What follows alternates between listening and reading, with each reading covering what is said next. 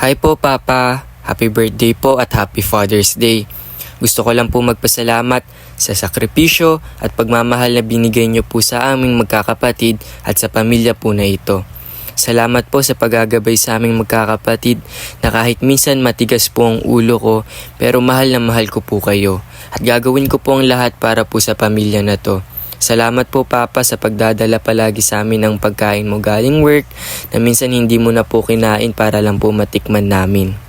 Salamat po Papa sa pagbili ng mga gusto naming bagay na kahit minsan po nahihirapan po kayo sa budget ay nabibili nyo pa rin po to. Salamat po Papa sa pagtatrabaho nyo po para sa amin at inaabot nyo na po minsan ng madaling araw para lang po kumita ng pera. Salamat po Papa sa pag-aalaga po sa amin palagi at nandyan ka po palagi sa amin at hindi kami iiwan. Salamat po Papa sa laging pag-ayos ng mga sirang bagay dito sa bahay tulad po ng electric fan at kung ano-ano pa po. Dahil kung wala ka po Papa, mahihirapan po talaga kami.